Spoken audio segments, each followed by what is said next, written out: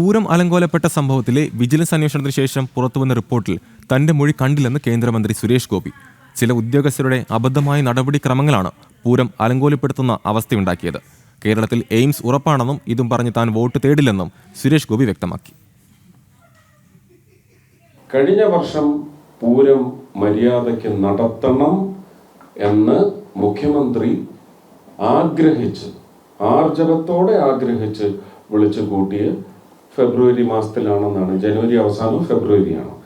ആദ്യത്തെ അവലോകന യോഗമുണ്ടായിരുന്നു, ഓൺലൈനായിരുന്നു. അതിന് ഒരു സീക്രറ്റ് മോഡൊന്നും ഇല്ലെന്നാണ് എൻ്റെ വിശ്വാസം. അത് രഹസ്യ യോഗമാക്കാൻ ഒക്കത്തില്ല.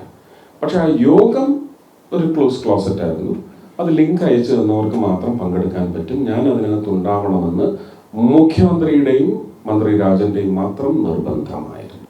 അവരെന്നെ തലേ ദിവസവും വിളിച്ച് ഉണ്ടാവണേ എന്ന് പറഞ്ഞതിൻ്റെ പശ്ചാത്തലത്തിൽ ഞാൻ ആ അവലോകന യോഗത്തിൽ പങ്കെടുത്തതിൻ്റെ മുഖ്യമന്ത്രിയുടെ ആദ്യത്തെ 5 വരികളിൽ ഒരു വരി ഇത് എന്നോട് മൊഴിയെടുക്കാൻ വന്ന ഉദ്യോഗസ്ഥനോട് ഞാൻ പറഞ്ഞതാണ്.